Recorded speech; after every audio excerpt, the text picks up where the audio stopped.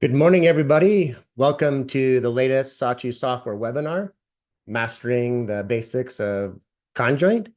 Beginner-friendly introduction. We're going to be joined here today with our beloved Brian McEwan here at Sawtooth Software, a great presenter and a master of conjoint analysis. So we're super happy to have everybody out today, and we just have a few introductory webinar slides here, and then we'll get started. Just a few details. Here in Zoom, you need to use the Q&A section at the bottom of Zoom to ask questions. Don't use the chat feature. We're going to have time at the end of the webinar for Q&A. And a recording of the webinar will be sent out to everyone who has registered. Excited to announce a bunch of events coming up for here at Sawtooth. Yeah, really busy time for us. We're excited for this webinar today. Coming up on April 10th, pretty soon, we will have another webinar entitled Smarter Research, Smarter Products. And we're going to hear from researchers at Leatherman, Bose, and Microsoft. These are presenters that will also present at our conference in May, and they're giving a little sneak peek webinar of what they'll be talking about. So highly recommend you catch that webinar coming up April 10th. Then in May, we have our big conference down in New Orleans, best event of the year, we believe. It's the Sawtooth Research Conference, SRC.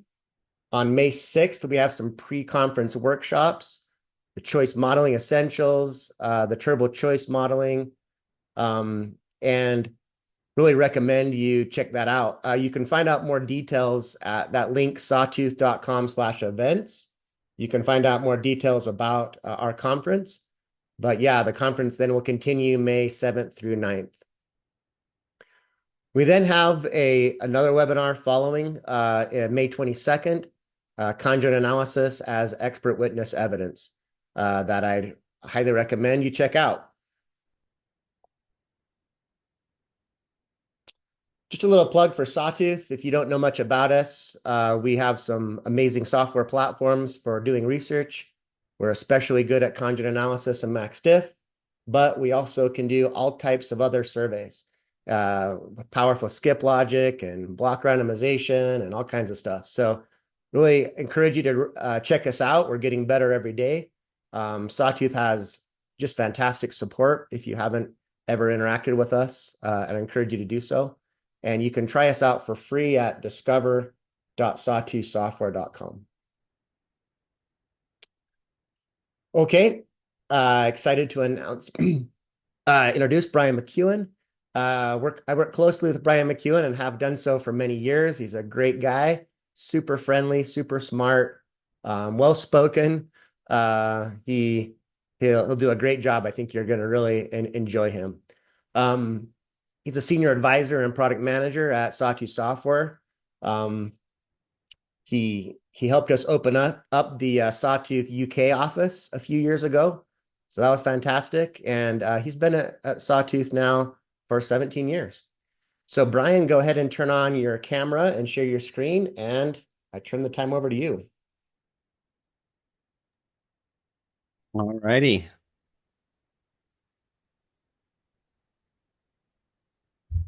Okay.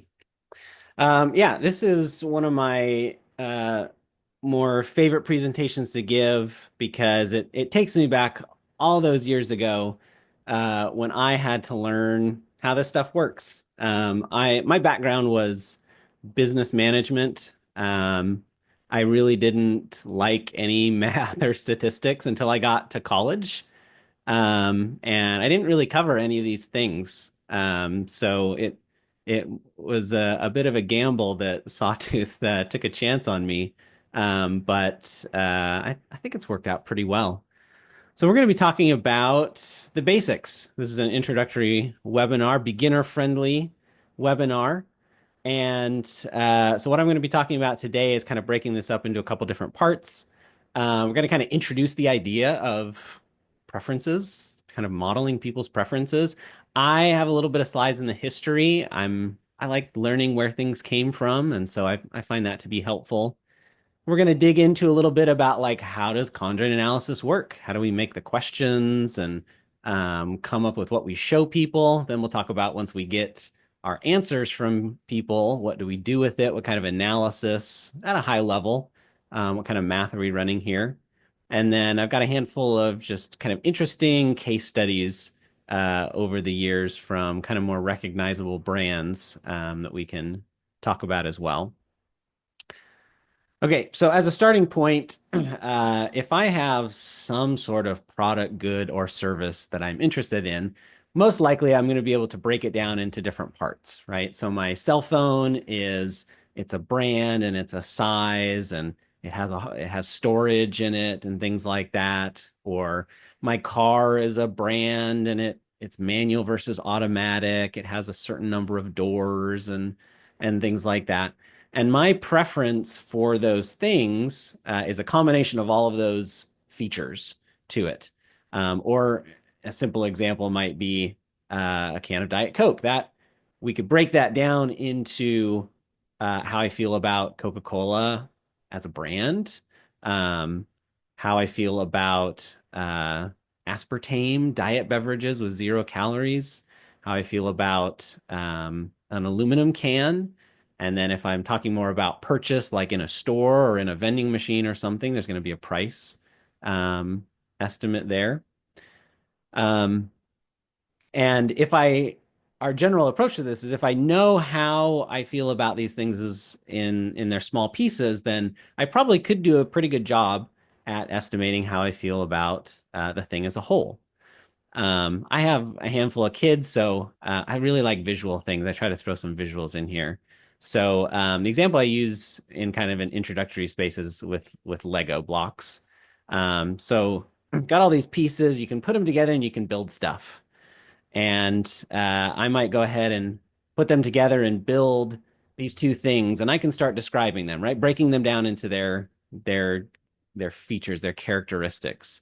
So on the left side, I've used green and yellow blocks. I've made kind of a medium-sized thing here, and I'm going to call it a turtle. And on the right-hand side, I've used red and purple blocks. It's a bit smaller size, and I'm going to call it a dinosaur. And if I was building blocks with my kids, I might say, hey, everyone, here's these two things. Aren't they cool? Which one do you like better? And I might do a quick little poll. And it might be that the consensus of the master builders I'm working with say the red and purple dinosaur is the better thing that you created. But I might shake things up a little bit and I can say, okay, well, what I'm actually going to do now is I'm going to put some googly eyes on my green and yellow medium turtle. So now it has googly eyes. This does not have googly eyes. I pull the room again, and now the preferences switch, and their preferred option is the googly-eyed turtle, right? And this little story kind of gets at the heart of, part of the message. Like, what are you talking about? Why are we breaking these things down and kind of using maybe these silly examples? Um, and at the heart of it is what we're talking about is the difference between product testing and the difference between building a generalized model of preference, right? So if I'm like product testing beverages in the store, then I just have the options that I have and I might change prices, I might run a promotion and just see like what people choose among this fixed set of things. But if I'm thinking a little bit bigger, I'm thinking more like I really want to break the product down. I want to decompose it into its building blocks. How big of a deal is the brand? How big of a deal is the size of the can or the size of the bottle? How big of a deal is the color or the image or whatever these building blocks are going to be? And that really gets at the heart of what we're talking about is that conjoint analysis is an approach that I am considering a product built up of all of these parts rather than just I have a product, right? So we're trying to build a model. We're trying to quantify and get numbers in place of just choices so that we can break things down, decompose a product, and figure out what really is driving. Do people care about this or that and quantify that importance? That's kind of the heart of the argument, not just product testing, but building a generalized model of the building blocks, understanding the preferences of those. Okay. So that naturally leads to the question, okay, like what do we do? How do we try to figure out how much someone cares about a tall can versus a short can and a bottle or whatever any of these building blocks that we have? So typically, we want to measure things. We want to get numbers. And so we would default to rating scales. So I might ask someone, hey, here's the features of my product. How important are these things when you're choosing, your next purchase or something like that? How important is the price? How important is the calorie content? How important are these things? And someone could come and give me some answers and give me a starting point and say, okay, I can tell that the price is more important than the form factor. That's great. And then what I could also do is I could say, all right, they told me brand was kind of important. So now let me ask their preferences for brands. I think we could have them rate Fanta and Coca-Cola and rate all these things and give them another number. And I could do that, one by one. I can say, okay, you said this is really important, and here's your relative preferences. This is less important, and here are your relative preferences. And this approach is actually like there's nothing inherently wrong with doing that. You can imagine it's a lot of questions, it's a lot of scales. We actually did this when we were trying to figure out where we were going to go and open up that UK office. There's a lot of places you can go. And in order to kind of whittle things down, we came up with a list of criteria and a list of cities and then went and looked at them and researched them and gave them scores, right? So we rated how important were these things to us. We forced ourselves, unlike the rating scales, we forced ourselves to say something is more important than other things. And then we went along and rated these, right? So things to do lifestyle, London, 5 out of 5, right? Reading, which is a kind of a commuter town, not quite as much, doesn't score as highly, right? So you can cross multiply and kind of build up these composite scores. And it was great. This is super helpful to try to apply logic and numbers and come up with those scores. However, you don't always have such an interested party willing to do all the research and all the work and things like that, right? Sometimes we don't get great data from these questions. Sometimes someone can say everything's important or nothing's important, right? And this it brings up some issues with the mechanism for coming up with these numbers. So rating scales, you can find lots of critique and things about rating scales that they don't inherently force discrimination or differentiation in people's answers. There's issues just with using scales. Some people float to the top end, some to the bottom. If you're trying to compare people in one country to another, people in Germany will use a 5-point scale differently than people in America, for example. You can find lots of research about haloing where people are not really giving the ratings independently. If I really like your brand, I'm going to say your logo's cool and your customer service is better. And I'm going to kind of gravitate towards, inflate or potentially deflate my answers. And then at the end of the day, what do we do? In my scores here, London actually scored really highly, and we didn't open the office in London. This was kind of a starting point. So the scale didn't exactly translate to what we were actually going to do. And so obviously, if I'm in sales, marketing, something like that, I really want to know what translates to action, what's going to cause someone to pick that can off the shelf and purchase it.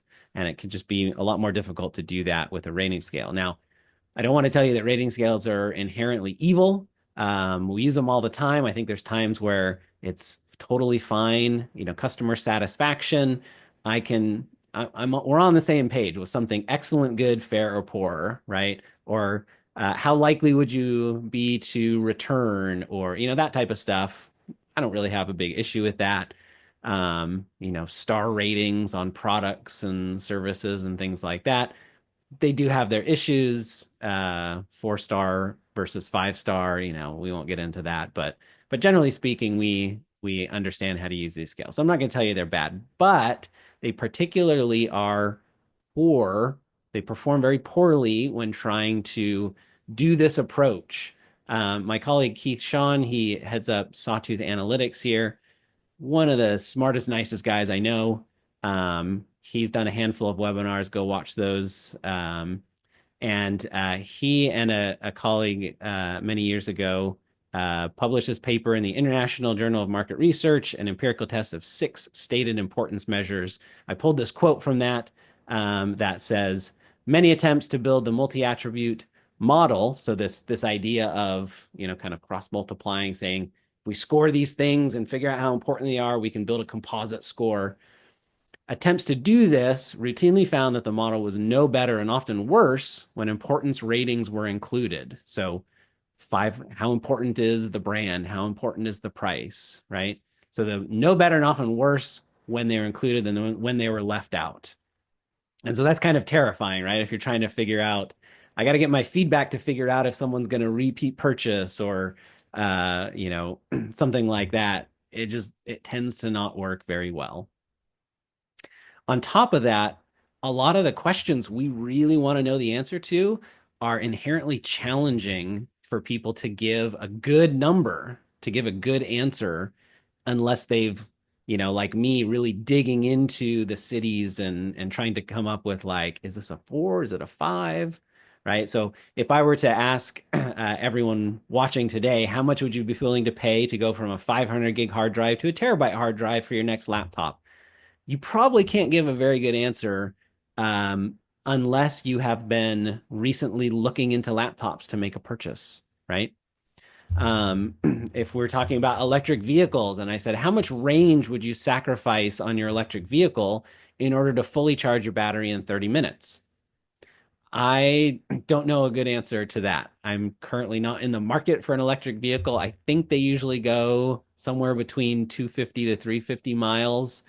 How long does it take to charge them? I don't know this information. I could give you a number, but it's not going to be a good one, right? Or how much would you be willing to pay for a particular type of food certification of your next meal? It depends, right? The context matters. Are we talking about fine dining? Are we talking about fast food?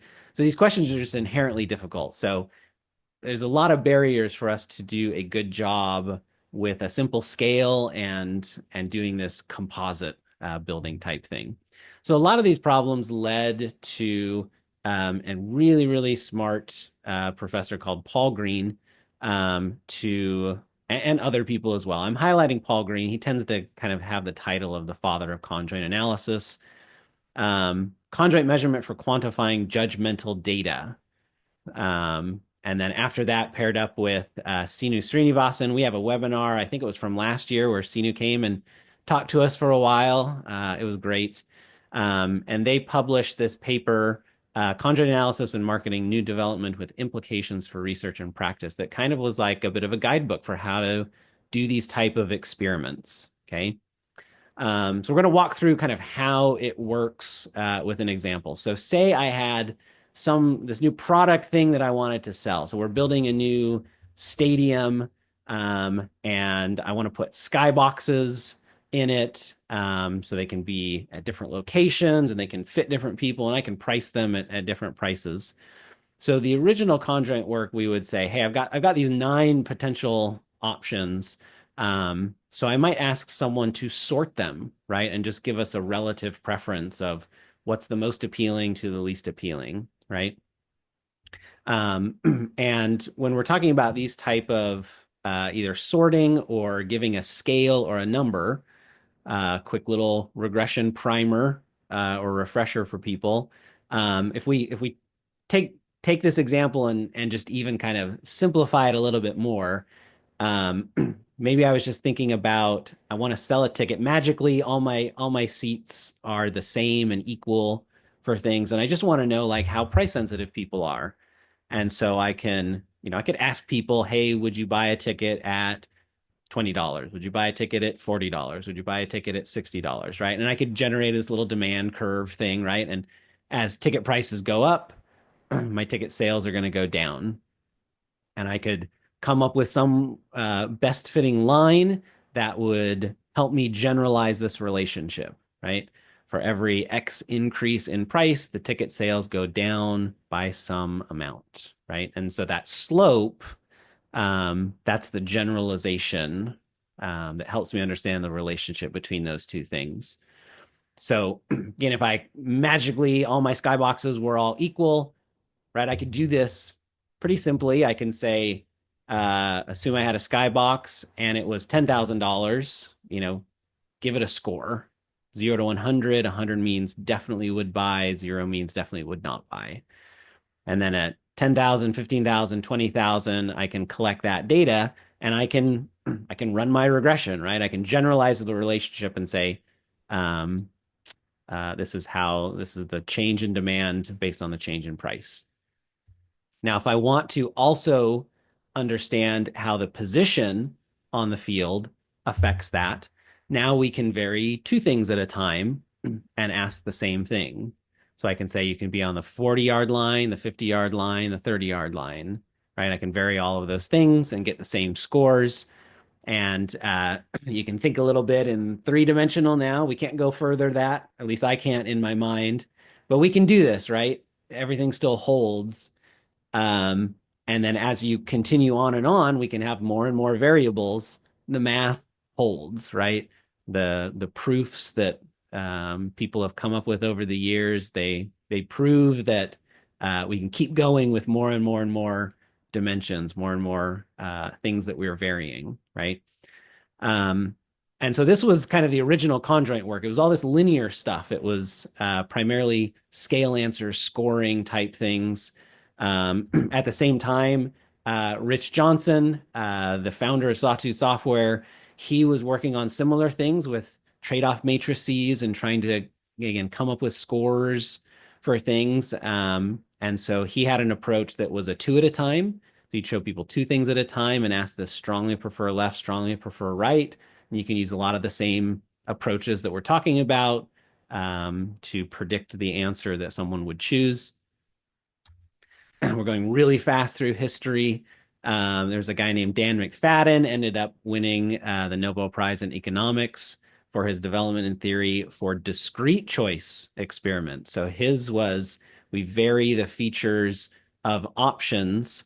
For example, you can take the bus, you can drive the car, or you can ride your bike.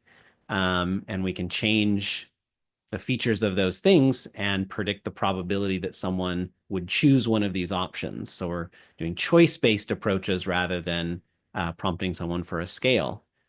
And then that kind of led Jordan Louvier, he's pictured on the right here. They kind of provided the same framework in a publication in a 1983 paper, Design Analysis of Simulated Consumer Choice or Allocation. So we kind of built upon the rating scale type things, and now we're dealing with choices. We show people a couple options, we vary them, and they make a choice.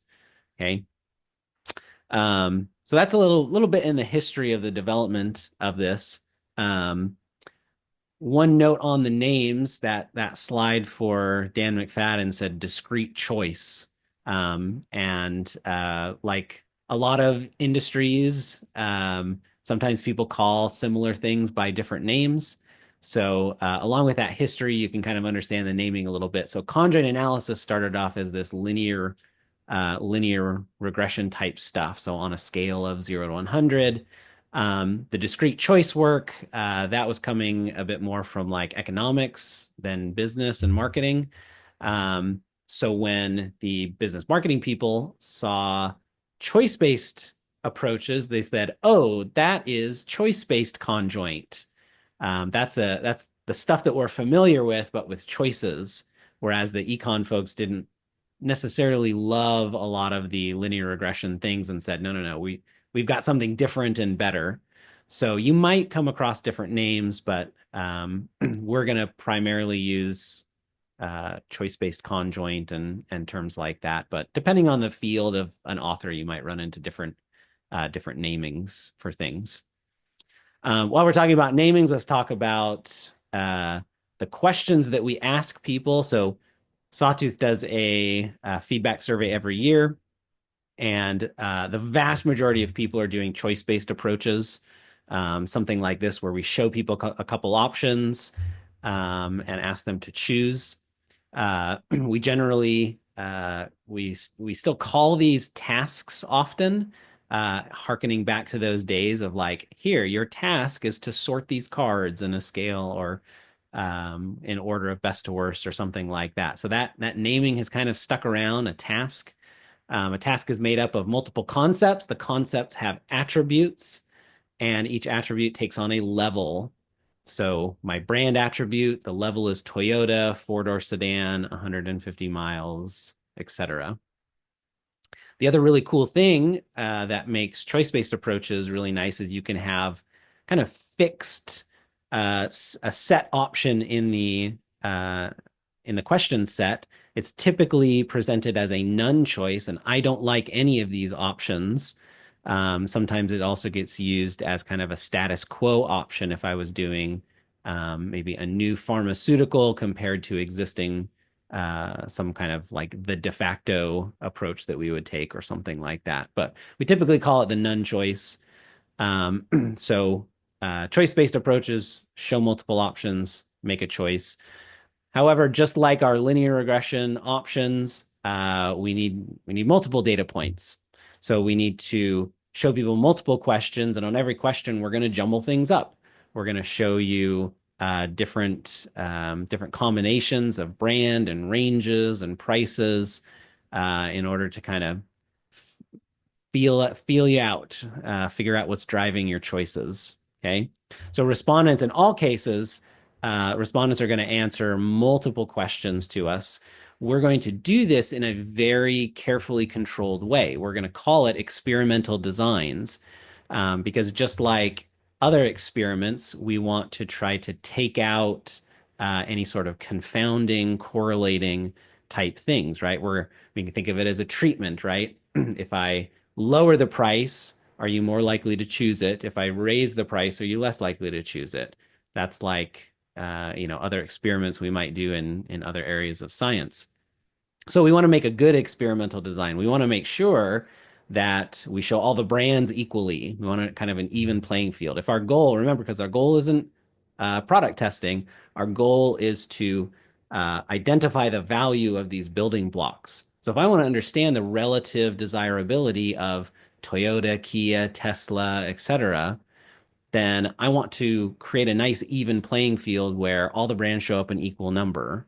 I want to make sure that they don't correlate with other things. If I'm trying to figure out the relative brand preference, I want to show them all at equally at the different prices and with the different car types and the different ranges and things like that, right?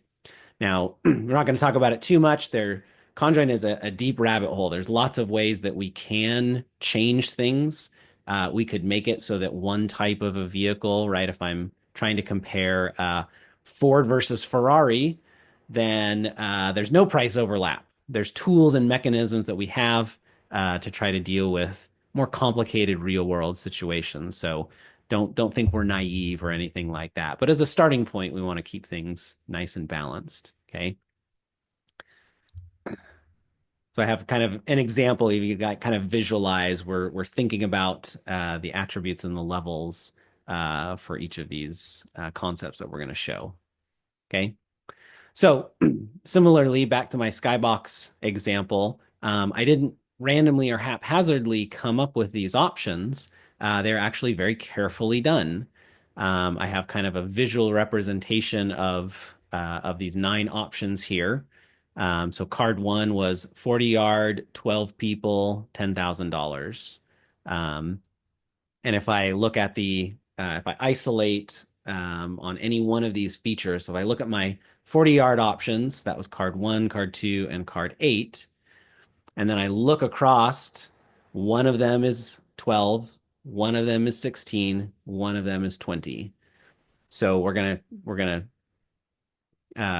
control this. We're going to pay attention to and design these question sets so that this holds. We want things as nice and balanced as possible. And if I switch to a different one, the 30-yard options and the price, you can see one's at 10,000, one's at the medium price, one's at the high price, and this holds for all of these. So we're going to do that very, very carefully. Okay. So again, going back to my simple example, if I want to know, gosh, were these two options really close and the googly eyes just kind of tipped it over a little bit? Or is it really the googly eyes that is driving things? Then I need to build lots of Legos. I need to build a turtle of red and purple, and I need to build a dinosaur that's large, and I need to have them have googly eyes and not have googly eyes. If I want to really build a generalized model of preference, that's what I need to do. All right, been talking a lot. Let's build a quick survey together. I'm going to show you how easy it is because we don't do these things by hand. We're going to use algorithms. We're going to use software. So I have a survey here, and I've got just some things hanging in an Excel spreadsheet that I'm going to copy and paste from. So this is our Discover platform that Justin mentioned. Um, Sawtooth makes it really easy, even if you're a beginner, to put together robust, good experiments for your surveys. So I've started off by adding a conjoint question here. Um, what my theme of this is that I want to get everyone together who's interested, and we're all going to go out to eat. So I'm going to put together a conjoint. My first attribute is the type of food that we're going to go eat. So I have a handful of food options. My second attribute is the distance, how far away it is, the typical wait time. And we can just copy and paste these in. So I've got my average cost per main. I'm just going to fill those in. We're going to do $10 to $25. And then our last attribute is going to be the average Google review. We'll put those in there. We have the option to put a none choice. If these were my only choices, no, I wouldn't go to any of these things. We can also do, again, some fancier things. You can do a multiple, we call it a dual response, where you can force the trade-off and then say, okay, would you actually go to this restaurant? Yes, no. This is a little bit of an advanced thing that kind of tries to maximize the amount of information we gather. Sawtooth has lots of little things like this that we do beyond the basics. But that's a topic for another webinar. We can put in prohibitions if we want to try to maybe increase the realism a little bit. For example, maybe we don't ever want to offer sushi with an average cost of $10, right? You have to be careful with this. We're maybe increasing realism, but we're going to start introducing that correlation back in. So you have to be very careful with the prohibitions that you add. And then the best part is that Sawtooth will automatically recommend. We've got some heuristics. We've been doing this for a lot of years. And so based on your attributes and levels, we're going to give you a solid recommendation for how many questions and how many options to show. If you want to change that, then you can. We can come back in and say, actually, I only want to show 3 at a time, and I'm going to show 12 tasks. If you get below where we really recommend, we'll start giving you some warnings, kind of nudging you in the right direction. So we try to help you out the best that we can. I'm going to go ahead and add one other question here.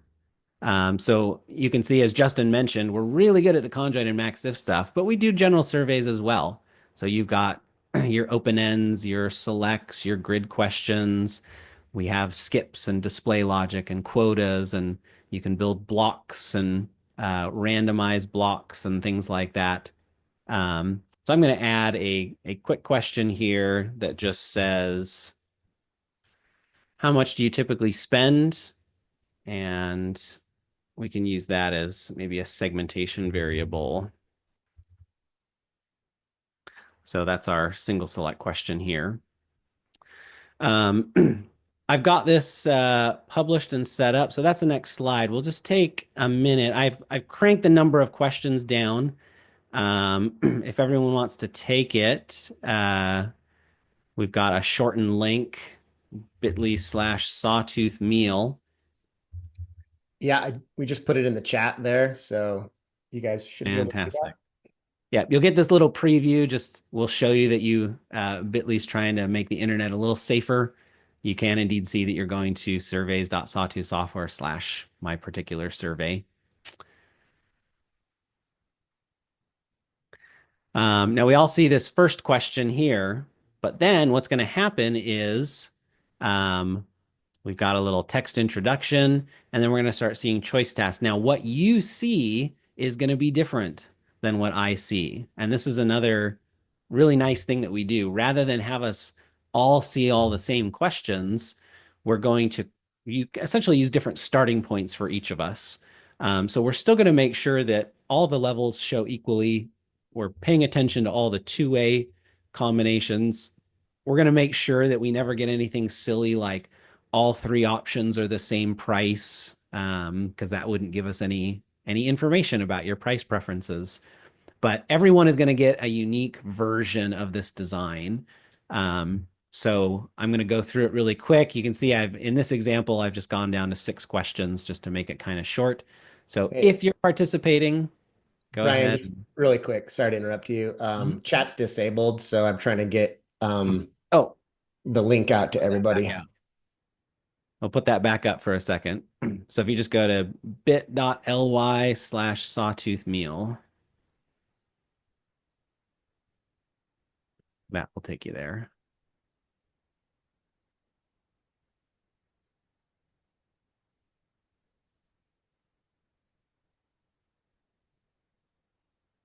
All right. So I'm going to be a good respondent. I'm thinking, I'm weighing things off. I'm probably strongly driven by the low price. However, 2.9 stars, that's not good enough for me. And every page, we're going to see a different set of options and different combinations. Highly rated cheap fish and chips. Love it. I might switch to some bad behavior just in the interest of time and just start clicking through. We'll talk about there is a way to try to know if people were doing a good job or not. So I'm going to switch really quick to a version of this. This is the one that you actually took that I had pre-published. It already has some data in it. So again, just to show off Discover, when you publish a survey, you get a link.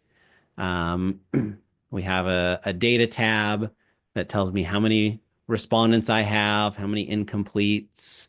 If I want to download everything, I can download out to a spreadsheet. I can clean records out, things like that. And then the fun part is on the analysis tab. So let me hit a slide really quick here. So we could take a very simple approach here because we build things in a nice, balanced way. A simple counts analysis is legitimate, right? We could just look at and say, we showed all the food options at equal prices and equal distances and things like that. So it's pretty legit that we could just say, hey, and at the time I took this screenshot, this is what the choices came out to be, that American food was chosen about 39% of the time, Mexican food was 27% of the time. And this is kind of legit, but it doesn't give us that connected aspect of things, right? So let's hit a couple slides. If you're still taking the survey, fantastic. We'll switch back over and actually look at our scores, but let's talk a little bit about what we're going to see. So uh, while we could just look at choices, we're going to actually build that model, right? We're going to build that regression to say, give me a number that indicates how this aspect of this offering, how this aspect of this restaurant option moves the needle, changes your likelihood to choose it or not. So we're going to call those utilities. That's going to again go back to economics, the utility, the goodness or badness that something offers, right? And this feeds into that rational man theory, right? I am utility maximizing. I'm going to choose options that give me lots of good, right? So in our regression, right, that is the slope. As the price goes up for something, the score given or the likelihood to choose, it goes down. And we're trying to quantify that and put that into numbers, right? So what you end up getting are utility scores that indicate the relative desirability of something. So at the time that I took this screenshot, Mexican American and sushi were about equal in preference. Fish and chips, less desirable. Not that people don't like it. We're going to build utility sets for every individual, but on average, less preferred. Indian food, the least preferred of the options. Okay. So these are going to tell us the rank order and give us an idea of distance. Um, just an aside again, we're using a logistic regression model. This is a little bit different math that has some nice properties to it. It's going to be bound by 0 and 1. This is the type of math you would use if you are predicting someone's likelihood to be drafted in the NBA based on a series of their stats or something like that, right? Um, if you want to dive more into the how the utility estimation works, we have a whole nother webinar that is great. It walks you through the analysis of a sample project using aggregate modeling. Hierarchical Bayes is an approach that generates individual scores. There's clustering type approaches you can do. We have a whole nother webinar similar to this, walking through slides, explaining things at a high level, showing you examples with a sample project. That's really nice. Okay. And then because the utilities are going to differ, some things move the needle more, some things move the needle less. So I have an example of our food utilities and our Google Star utilities. And you can see the swing is a lot bigger for the average Google review. It changes my likelihood to purchase, or it would change my rating a lot more. It has more impact in there. So we tend to call these important scores, and they're a pretty simple mathematical calculation. Assuming this was one respondent, and we just had these two attributes, you just look in the difference and you say, attribute 1 has this much variation, attribute 2 has this much variation. What percent of the total variation comes from each of your attributes? And that's our attribute importances. So if we switch back to our example here, okay. So these were our utility scores that we estimated. We can see food swings things a bit more than the distance. This is an interesting one that holds. People actually prefer a short walk over staying or going on a longer walk. Interesting little insight. And we can see that generally speaking, the average Google review and the food type are the primary driving forces in all those choices that everyone made. We can segment this by our other question, and we won't dive into this too much, but look for interesting things like, hey, it looks like people who generally spend less tend to have a lot higher utility for Mexican food. They tend to have a lower utility for sushi, right? There's some interesting things that you can get at with segmenting these scores. Now, the best part, though, utilities tell us why did people make all the choices that they did, but we can run simulations, and the simulations can make a specific prediction and say, what would someone do if? It's kind of like our little bit of a crystal ball. It's not a perfect crystal ball. It doesn't, we haven't accounted for all possible things going on, right? Conjoint is not a magic predictor of the future. There's other things that happen like advertising and location and promotions and things like that. But we can build a prediction model. So we kind of work backwards. We say plug in all these utilities and then come up with which option would be the most highly preferred. So I just have a couple different options here: American 5 minute walk, 3.9 stars, etc. And I can make predictions and say, actually, even though Indian on average was the least preferred option, if you make it a 5 minute walk that people want, short wait time, cheap price, give it a pretty good Google review, it still is going to be predicted that about 41% of the people who've taken the survey would choose that as their best option. And as we go through, we could look at that demand curve and we could say, okay, 41%, we raise the price, it drops down to 33%. We raise the price and it drops down to 29%, right? And we're starting to get back to that understanding price sensitivity.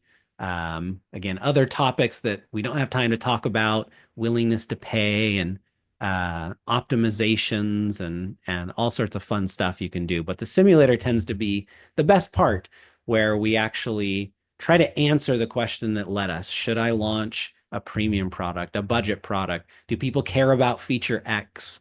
What would happen if I run a promotion and drop my price by 15%? What would I predict would happen? So lots of fun in the simulator. Okay, last thing, I just want to talk about a couple interesting examples. So, one of my favorite ones is the use of conjoint in healthcare. There's been kind of a big push in the last 10-ish plus years for bringing the preferences of patients more into the calculation. So this was just one example. University of Pennsylvania, University of Rochester, Johns Hopkins looked at people's preferences for prostate cancer treatment. There's different things. You can be a bit more aggressive with the radiation. You can be a little less and have more sessions. And those things will you can do it with surgery and without surgery. Those things can have different likelihoods that you're cancer free after 5 years, and they might change your quality of life, right? These are all things that we can vary and test. And you can imagine it's really hard to ask people, hey, give a scale number about how important your quality of life is, right? So in this example, the conjoint was used to let people choose between different treatment options, and has a really neat effect that it has this educating effect that the patients themselves, so preference assessment, doing this exercise was associated with improved satisfaction with care, satisfaction with decision, and lower regret. The patient preference was better aligned with the treatment decisions. So you get the patients feeling like, yeah, I'm more bought in. I'm making the right decision. And then oftentimes you also get the doctors reporting higher satisfaction as well. They feel like they're being better doctors by listening to patient preferences. Justin mentioned our conference, really cool paper a couple years ago where someone came and talked about how the FDA was starting to accept the result of conjoint experiments to approve more experimental treatments, showing that people were willing to trade off, some risk with the likelihood of an experimental treatment working, and gave a couple examples of not of conjoint being used in clearing an experimental treatment. So lots of neat examples for that. Conjoint analysis has been used for sliding doors in the minivans. That one's just fun. I'm not gonna. We will be sharing the slides afterwards, so you can read a little bit more on that. Another really big one, alluding to what Justin is going to have in a future webinar about conjoint analysis being used in legal cases to assess damages, and that happened many years ago between Samsung and Apple. Apple had a lot of patents on some smartphone things, and Samsung copied some of them, and Apple sued Samsung. And so conjoint analysis was one of the tools that was used to try to assess how demand would change for Samsung products or Apple products with and without some of these patented things. Um, and the jury awarded Apple over $1 billion in damages, but we don't actually know what happened. The two companies settled privately. Another kind of famous one, the Portland Trail Blazers. Back in 2005, things were not working, not going so great. They were on the verge of bankruptcy. Their ticket sales was down. And so they leveraged Conjoint to look at multi-game ticket packaging options and were able to identify big drivers of demand that if they included some postseason tickets, people were more likely to buy their season ticket packages. You got to mix games with high and low demand, and giving free stuff that tended to be cheap increased the likelihood. You give someone a hot dog and a drink, it's more likely to make them purchase a ticket package instead of something that costs a lot, like free jerseys. And this turned the franchise around. I think it's a Harvard Business Review case study that you can read as well. So a couple other ones, but like we said, we'll send the slides out. You can read them later, and I'll turn it back to you, Justin. Thanks. We're going to have some Q&A here at the end. Just want to make sure we have time for that. Brian, excellent job. Just going to share my screen really quick.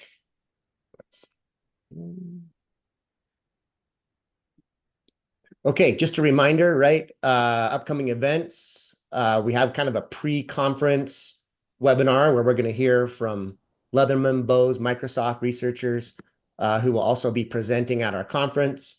Really encourage you to check out our conference. You can come up here to our website, resources. We have webinars, workshops, conferences. Yeah, just excited for New Orleans. Click up here on the agenda. You can see we have some pretty remarkable researchers and topics. You know, how popular is Jurassic World, for example. Really recommend you look through these and consider coming if you can. If you can't come, you can actually purchase a virtual attendee option. And just really quick, want to recommend checking us out. A few comments in the Q&A about how can we see some of the stuff that Brian was showing. You can actually use Discover for free. If you go to discover.sawtoothsoftware.com, it limits you to 50 respondents per survey for the free version. But yeah, you can check that out. We're making this product better every day. We're really excited about it. And with that Q&A, Brian, you see the Q&A there on your screen. I also want to thank Derek Hyde for being behind the scenes, answering some of these questions. And Brian, why don't you read the Q&A and answer them? We'll go from there. Yeah. Derek, if you want to chime in, if there's anyone that you already answered but thought would be good to cover, you can bring that up. But we'll start going through some of these. So the first one I see is, what's the formula for how many questions we need? That is tricky. There is not a simple formula. So like anything in statistics, the more questions we get, the better our prediction is going to be. With choice-based approaches, we're at a slight disadvantage because we're not asking the rating question, we don't get a specific measure of preference, right? Someone just says option 1 is better than option 2. So we need to ask more choices than we necessarily would for a rating scale question. In Discover, we're using some heuristics, and it's going to be a bit of a special sauce. So that formula is not something that is posted. There really isn't a simple formula, though, but there are some guidelines. If you wanted to email in, I've got the email address, or we had it. Let me put that slide back up.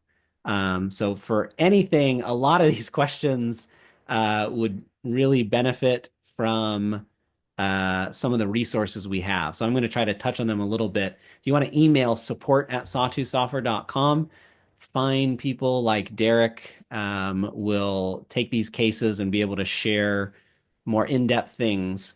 So there are some things that deal with like recommendations we have for making sure each level will show about 5 or 6 times, making sure that your levels will show, I want to say 500 to 1,000 times across the entire sample size. We've got some stuff on how to do power analysis and things. So, like anything in statistics, there's not a simple answer, but we do have some guidelines. If you wanted to email in, we can share some of those resources um, for you. So we have a question about a partial factorial design rather than a full factorial design. There must be missing sets.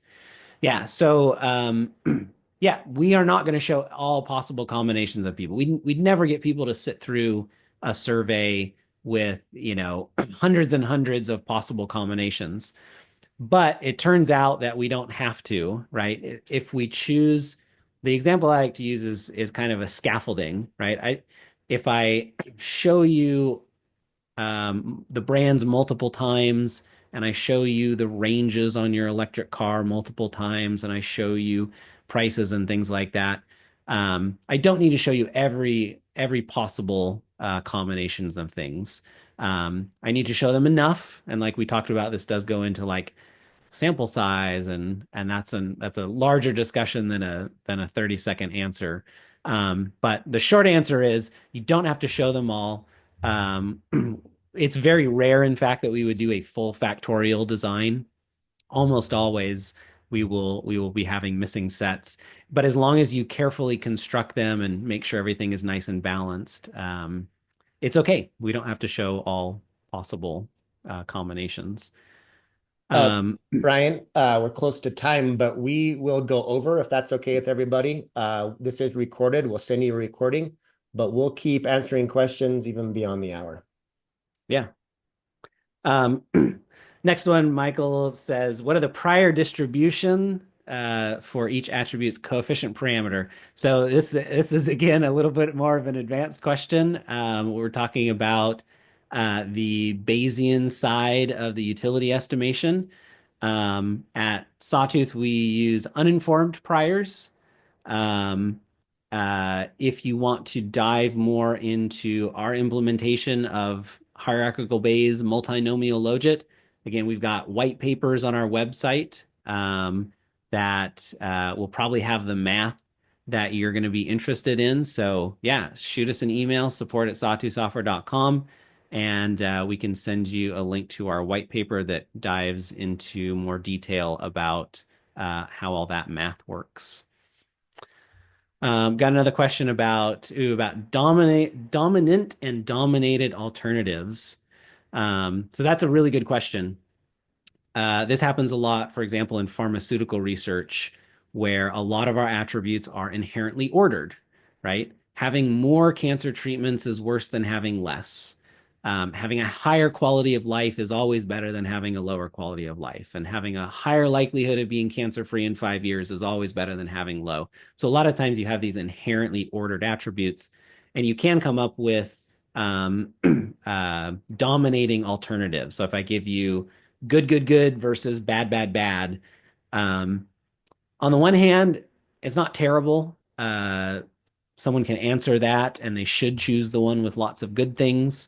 Remember, there is unequal importance. So even if I had good, good, good, bad versus bad, bad, bad, good, that might not be dominated if the attribute that differs um, is the really important one, then it might not be an obvious choice. There are techniques that can take into account um, kind of utility balance, so we can try to avoid those dominating concepts. We haven't yet built that into Discover. We do have some techniques in our desktop software, Lighthouse Studio, that can avoid some dominating concepts when you have that. So it's a good thing to be thinking of. It typically doesn't cause that big of a deal because it's just a choice task that is nice and balanced from a level count perspective. But there are some ways that you can deal with it to try to avoid those dominating concepts. Oh, how do you make sure you receive good responses? Thank you. I forgot to come back to that. So really quickly, like any regression, we come up with a fit statistic. Um, so with both conjoint and max diff approaches, when we estimate the utilities, we can come up with a fit statistic, kind of like an R squared, that tells us how good our utilities, our parameters, correctly predict what someone actually did. Um, so there is a fit statistic. The really interesting part is it's easier to get a floor. So if I showed four options at a time in my conjoint task, I would expect random utilities that are not based on any data that the person gave me would probably correctly predict your choice 1/4, 25% of the time. So if we see respondents, and you wouldn't want to use this by itself. Typically, you're going to pair it with other things like did they straight line on a survey? Um, did they go really fast through the survey, for example? It's very common that bad behavior correlates with each other that we see. So if someone went really fast through the survey and they got a low fit, pretty good evidence that they were just randomly clicking. And a lot of times we see significantly higher fit. So if I had that four option thing, if someone is giving me a fit statistic of, 0.5, 0.7, 0.8, that's really good evidence that there's consistency to the answers. The utilities that I came up with correctly predict. So we don't show that there. That's something you export in the software and you get that to column in your data, and that you can use if you want to do some data cleaning. Um, Really good question. Let's see. What to keep in mind for a experimental designs when you have a bigger number of attributes? That's a great question. Again, like all these other things, the world is complicated. Sometimes we have lots of attributes and it's hard to get people to dismiss them. So there are techniques that you can use. There's adaptive conjoint techniques. You can, for example, screen them down. You can ask people, choose the most important attributes for you, and or you can do rotating designs. They're called partial profile designs. So if you have 10 attributes, you can only show six at a time. Yeah, all of these things exist. Like we said, conjoint is a deep rabbit hole, and there's lots of variations for trying to handle hard things like complicated pricing or big attributes and levels or um, things like that.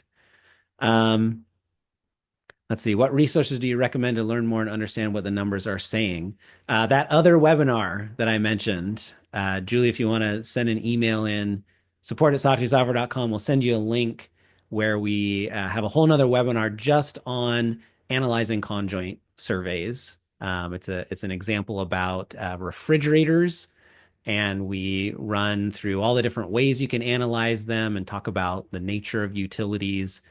We've also got some of that in the documentation and educational papers and things like that. So if any of these topics sound interesting, shoot us an email, what you're interested in. We'll share with you the YouTube links or the white papers or things like that. And then last question about shelf-based design. So when you have lots of SKUs, yeah, that's a whole another thing. There we had a really great presentation at a conference years ago. I can't remember which one. Shoot an email. We'll go find it in the proceedings. There's some researchers out of Germany who gave us a really nice guideline for SKU-based conjoint. Um, yeah. I can't remember what they are, but I remember the paper. So shoot us an email and we'll find it and send it to you. And that's it. That's the last question. Thanks so much, Brian. Thanks everybody for hanging on to the bitter end. We really appreciate it. And like Brian's saying, reach out with any questions that you have. I'm Justin at sawtooth.com, and this is Brian, Brian at sawtooth.com, or support at sawtooth.com. Till next time, guys, have a great day and an upcoming weekend, and we'll see you later. Bye.